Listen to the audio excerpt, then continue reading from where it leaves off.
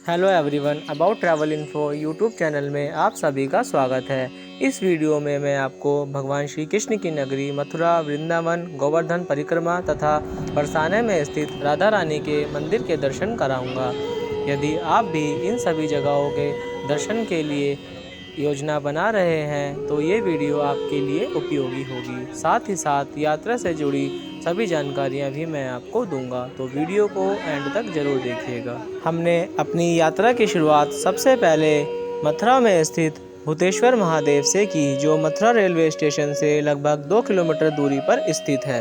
यदि आप मथुरा के मंदिरों में भ्रमण कर रहे हैं तो भूतेश्वर महादेव मंदिर में दर्शन के लिए जरूर जाएं। यह मंदिर मथुरा कृष्ण जन्मभूमि के दक्षिण में स्थित है।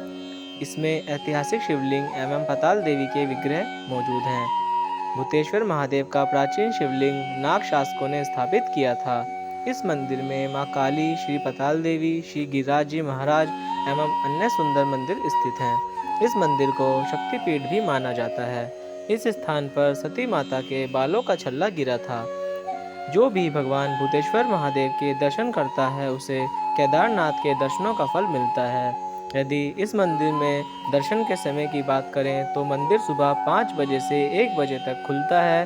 शाम में 4:30 बजे से रात्रि 10:30 बजे तक मंदिर के द्वार खुले रहते हैं। भूतेश्वर महादेव मंदिर मथुरा रेलवे स्टेशन से 2 किलोमीटर की दूरी पर स्थित है। मंदिर तक पहुंचने के लिए आपको मथुरा रेलवे स्टेशन से ई रिक्शा मिल जाएगी, जो आपसे 20 रुपये प्रति व्यक्ति चार्ज करेगी। श्री भूतेश्वर महादेव मंदिर के दर्शन करने के बाद हम चल दिए श्री द्वारकाधीश मंदिर की ओर, जो भूतेश्वर महादेव से थोड़ी ही दूरी पर स्थित है। श्री द्वारकाधीश मंदिर 1814 में सेठ गोकुलदास पारिक ने बनवाया था। इस मंदिर का बंदोबस्त वल्लभाचार्य संप्रदाय देखती है। मुख्य आश्रम में भगवान कृष्ण और उनकी प्रिय राधा रानी की मूर्तियां हैं। इस मंदिर में दूसरे देवी देवताओं की मूर्तियां भी हैं।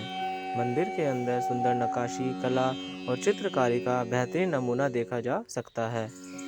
होली और जन्माष्टमी के समय में यहाँ भीड़ और भी बढ़ जाती है। यह मंदिर अपने झूले के त्योहार के लिए भी मशहूर है, जो हर श्रावण महीने के अंत में आयोजित होता है। यदि आप भी अभी तक द्वारकाधीश मंदिर के लिए नहीं गए हैं तो आपको अपने जीवन में एक बार भव्य द्वारकाधीश जगत मंदिर की यात्रा जरूर करनी चाहिए। यकीन मानिए, मंदिर की अद्भुत वास्तुकला और शांतिमय आभा आपको भगवान कृष्ण की भक्ति में खो जाने के लिए मजबूर कर देगी। द्वारकाधीश मंदिर के दर्शन के लिए मंदिर का समय है सुबह 6:30 बजे से सुबह 10:30 बजे तक, और शाम में यह मंदिर 4 बजे से 7 बजे तक भक्तों के दर्शन के लिए खुला रहता है। द्वारकाधीश मंदिर मथुरा रेलवे जंक्शन से 4 किलोमीटर की दूरी पर स्थित है। वहीं मंदिर तक पहुंचने के लिए आपको मथुरा रेलवे स्टेशन से बैटरी रिक्शा मिल जाएगी, जो आपसे 30 से 40 रुपये प्रति व्यक्ति चार्ज करेगा।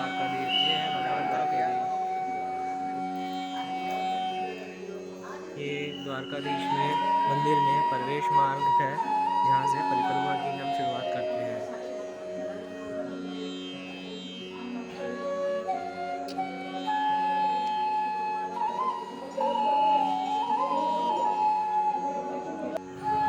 भगवान श्री द्वारकाधीश जी के दर्शन करने के बाद हम चल दिए गोवर्धन पर्वत की ओर, जहाँ से गोवर्धन पर्वत की परिक्रमा का शुभारंभ होता है।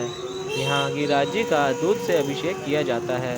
कहते हैं श्री कृष्ण अपने बाल रूप में यहाँ आते थे, इसलिए इस मंदिर में प्रभु को भोग स्वरूप माखन, मिश्री और दूध दिया जाता है। अब हमारे मार्ग में पूंछरी का लोटा नामक मंदिर दिखाई दिया। नाम थोड़ा अजीब है, पर इसकी कहानी उतनी ही दिलचस्प है। पूंछरी का लोटा को भगवान श्री कृष्ण का सखा कहा जाता है। कहते हैं कि यहाँ पर जो भी व्यक्ति सच्ची श्रद्धा से गोवर्धन जी की परिक्रमा करने के लिए आता है, उसकी हर मनोकामना पूर्ण होती है। यहाँ पर आने वाले हर भक्त को इस स्थान पर हाजिरी लगाना अनिवार्य है, नहीं तो गोवर्धन परिक्रमा पूरी नहीं मानी जाती। उसके बाद परिक्रमा मार्ग में ही थोड़ा आगे चलकर हमें चकलेश्वर महादेव का मंदिर दिखाई दिया। चकलेश्वर महादेव को ब्रज का संरक्षक भगवान माना जाता है।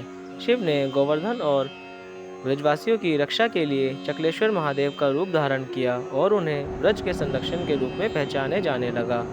भगवान शिव ने पंच शिवलिंग का रूप धारण किया, जो उनके पंचमुख हैं। मानसी गंगा के तट पर स्थित चक्लेश्वर महादेव मंदिर कृष्णकालीन है। श्री चक्रेश्वर महादेव के दर्शन करने के बाद रास्ते में छोटी परिक्रमा के अगले पड़ाव में राधा कुंड आता है। इस राधा कुंड की खासियत यह है कि यहाँ का पानी 7 रंगों में बदलता है और कभी कभी तो दूध जैसा सफ़ेद भी दिखाई देता है। परिक्रमा मार्ग बहुत ही सुंदर बनाया गया है, जहाँ भक्त आसानी से पैदल परिक्रमा भी कर सकते हैं और यदि कोई भक्त चलने में असमर्थ है तो वो ई-रिक्शा के माध्यम से परिक्रमा अपनी पूरी कर सकता है। श्री राधा कुंड के दर्शन करने के बाद थोड़ी ही दूर स्थित हम गिरिराजी पर्वत पर पहुंच गए, जिसे गोवर्धन पर्वत भी कहा जाता है। यह भगवान श्री कृष्ण की लीला स्थली है। यहीं पर भगवान श्री कृष्ण ने द्वापर युग में ब्रजवासियों को इंद्र के प्रकोप से बचाने के लिए गोवर्धन पर्वत अपनी कनिष्ठ उंगली पर उठाया था। गोवर्धन पर्वत को भक्तजन गिरिराजी भी कहते हैं। सदियों से यहाँ दूर दूर से भक्तजन गिरिराजी की परिक्रमा करने आते रहे हैं। परिक्रमा की समाप्ति मानसी गंगा मुखार बिंद पर आकर होती है। मानसी गंगा गोवर्धन गांव के मध्य में स्थित है। गोवर्धन परिक्रमा करते समय यह दाईं ओर पड़ती है और लौटने पर बाईं ओर इसके दर्शन होते हैं। भगवान श्री कृष्ण के मन से उत्पन्न मानसी गंगा को समस्त पापों का नाश कर मोक्षदायिनी बताया जाता है।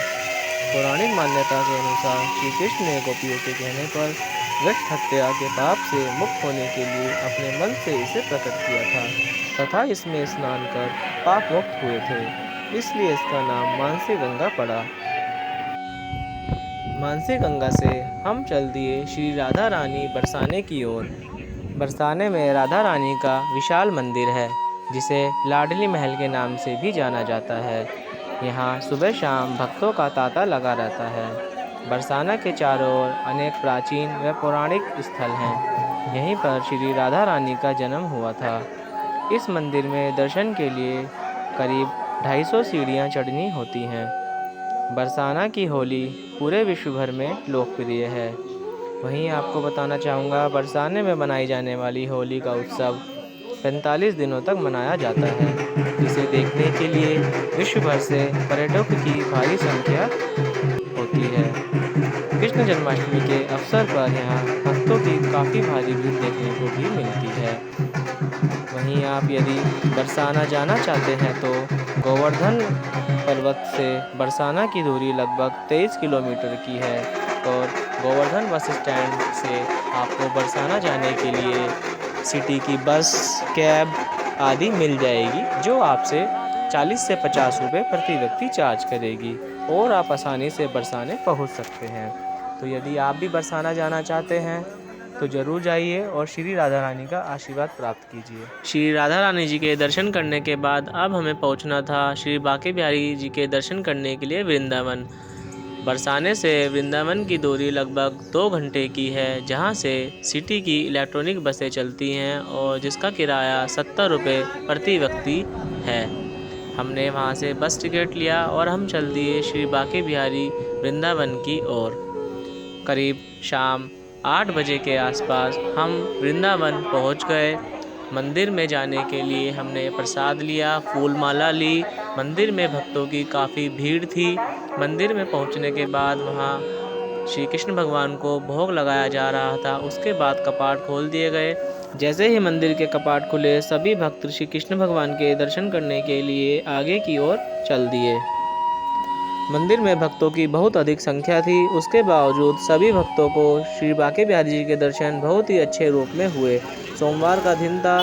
श्री बांके बिहारी जी ने सफ़ेद वस्त्र धारण किए हुए थे, जिसमें बांके बिहारी जी बहुत ही सुंदर लग रहे थे। दर्शन करने के बाद हम चल दिए मार्केट की ओर, जहां से आप भगवान श्री कृष्ण के वस्त्र, मूर्ति, मालाएं आदि सामान खरीद सकते हैं। साथ ही आपको खाने पीने की भी बहुत वस्तुएं मिल जाएंगी। इस वीडियो में दिखाए गए सभी मंदिरों के दर्शन हमने एक ही दिन में किए। यदि आप भी इन सभी मंदिरों के दर्शन एक दिन में करना चाहते हैं तो मेरी वीडियो आपके लिए बहुत ही उपयोगी होगी। यदि कोई प्रश्न है तो आप कमेंट सेक्शन में पूछ सकते हैं। जय श्री कृष्णा, हर हर महादेव।